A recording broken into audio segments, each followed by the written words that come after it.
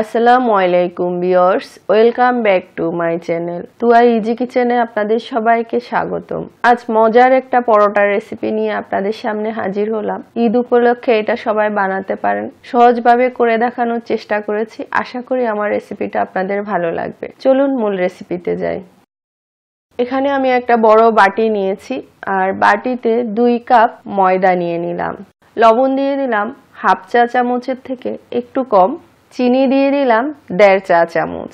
এখন একসাথে এগুলো ভালো করে মিক্স করে নিচ্ছি। সয়াবিন তেল দিয়ে দিলাম 1 টেবিল চামচ। এখন আবার একটু ভালো করে এগুলো মেখে নিচ্ছি।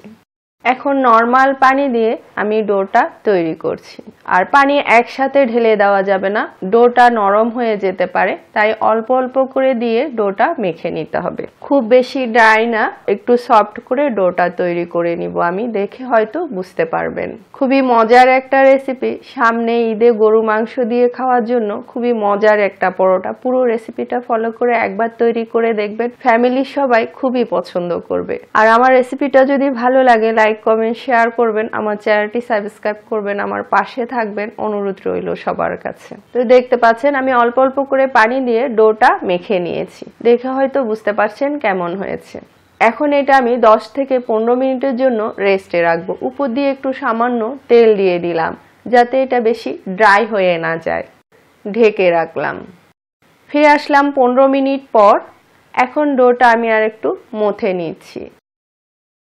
দেখতে পাচ্ছেন আমি ভালো করে এটা মথে নিয়েছি। আর এখন মাঝখান দিয়ে 2 ভাগ করে আমি লিচি কেটে নিব। মাঝখান দিয়ে 2 ভাগ করে নিলাম।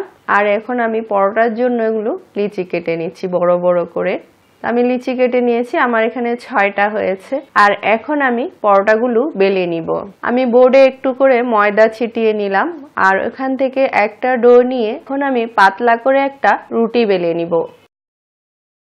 দেখতে পাচ্ছেন আমি পাতলা করে একটা বড় রুটির মতো করে বেলে নিয়েছি। আর এখন আমি 1 চা চামচ সয়াবিন তেল দিয়ে দিলাম, দিয়ে পুরো রুটিটাতে এখন এটা আমি ছড়িয়ে দিচ্ছি। আমি সয়াবিন তেল দিয়েছি, আপনারা চাইলে ঘি বা বাটারও ইউজ করতে পারেন এখানে, তাহলে টেস্টটা আরো বেশি ভালো আসবে।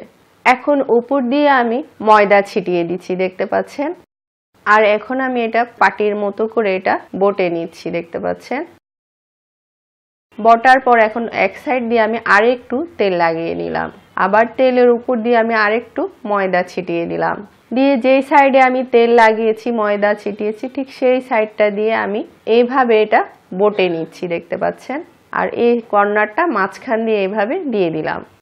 সামান্য একটু ময়দা ছিটিয়ে দিয়ে আমি এটা এখন বেলে নিচ্ছি। চাইলে এভাবে বানিয়ে আপনারা পলিথিনে একটার উপর একটা রেখে ডিপ ফ্রিজে সংরক্ষণ করতে পারেন ঈদের দিনের জন্য। তো দেখতে পাচ্ছেন পরোটাটা আমি বেলে নিলাম। তো এইভাবে আমি বাকি সবগুলো বেলে নিব। আর এখন আমি এটা ভাজতে চলে যাচ্ছি।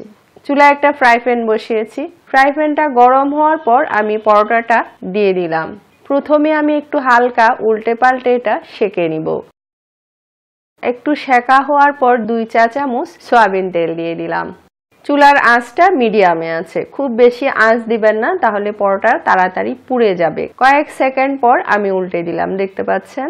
এখন আমি এটাকে বারবার উল্টে পাল্টে ভালো করে সেঁকে নিব। দেখতে পাচ্ছেন কি সুন্দর কালার এসছে। হয়ে গেছে আমার পরোটাটা, 2 পিঠে খুব সুন্দর কালার এসছে মাশাআল্লাহ। এখন আমি বাকিগুলো এভাবে ভেজে নিব এবং আপনাদেরকে পরিবেশন করে দেখাচ্ছি।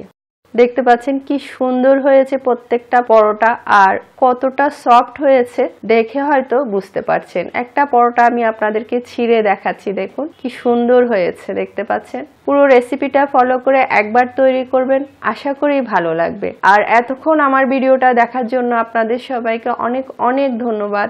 আবার অন্য কোনো রেসিপি নিয়ে আপনাদের সামনে হাজির হব। সবাই ভালো থাকবেন। আল্লাহ হাফেজ।